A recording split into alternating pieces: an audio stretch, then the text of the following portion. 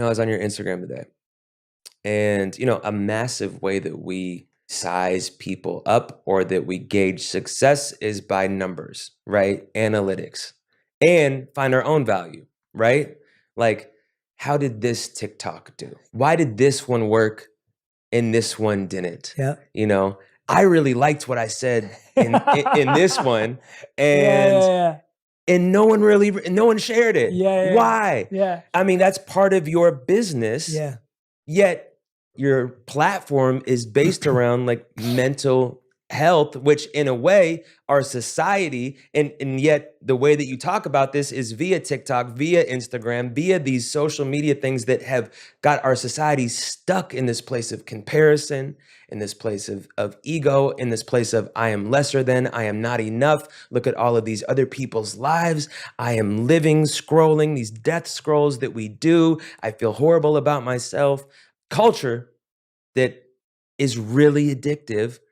How do you balance the game that you have to play, yet with the spiritual mental health side that you have to live? Yeah, definitely. It's such a great question. And I'd say that, so I started doing what I do today offline when I was 18 years old. So after I met the monk for the first time, which I talk about in my book, Think Like a Monk, I met my first monk teacher at 18 years old, and I started spending time with him.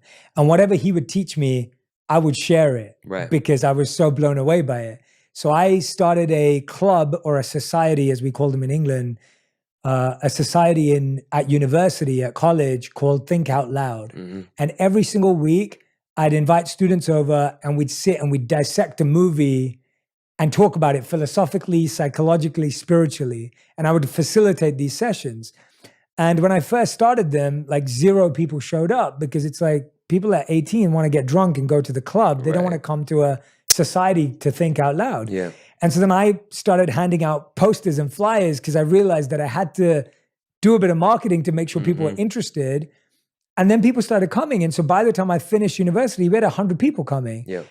No one paid for it. It was absolutely free. I did it because I loved it. I did it because I got the buzz of presenting what I was learning to people and helping them. And I built some of my best friendships that way, because I met all these people at university who were like, oh yeah, Jay helps us understand the stuff he's learning from the monks and the wisdom, same stuff I do today.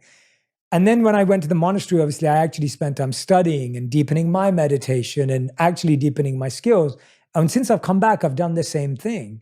So I've been doing this offline when no one cared, right, and no one viewed and no one watched, and there were no followers and there was no money for 10 years before I did it online. So up until 6 years ago, if you came to one of my events in London called Conscious Living, 10 people showed up once a month to hear me talk about these same things that I talk about today. It sounds like my underground rap career. Right, yeah, exactly. That's basically what it is. It's like, and I did it for 10 years, not thinking one day it would be big. I did it because I loved it. I love this. So I went from, I loved it. I did it for 10 years with no money, no followers, no nothing. Yeah. And it was amazing. Even when 10 people showed up, I was so grateful. Yeah. So then when 6 years ago, this kind of took off, and then in the last couple of years, it's really blown up. I live in gratitude every day.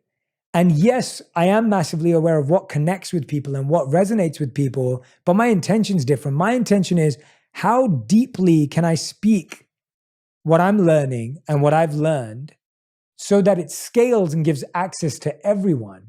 So I'm not basing my self-worth on how many people like it. I'm basing my ability to simplify ideas on that. And that's just one part of me, right? My self-worth is based on how I feel about myself, how my wife thinks about me, because she knows me really well, right? How my monk teachers feel about what I do, and my best friends, who've been my best friends for like nearly 20 years. Like, those are the people whose opinion matters deeply to me.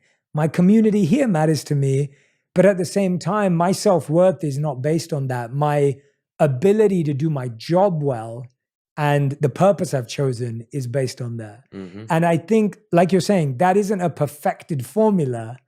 It's a daily commitment to, can I improve my ability to communicate? But this isn't me improving who I am. This is me improving my ability to communicate seemingly complex ideas in a way that everyone can understand and digest them. but that's just 1% of who I am. That's not me in entirety, if that makes sense. It does. Yeah. Do you look at the numbers? Of course I do. Yeah, Mhm. 100%. I think it's hard to do what I do without looking at the numbers. Completely. It's just that the numbers don't dictate. Like, I won't go to sleep upset at myself as a human being, as a soul, because of a number going badly. I will just be like, there is a defect in my process of communicating or effectively transferring this message that I can work on. But if I think this is a problem with me, Yeah.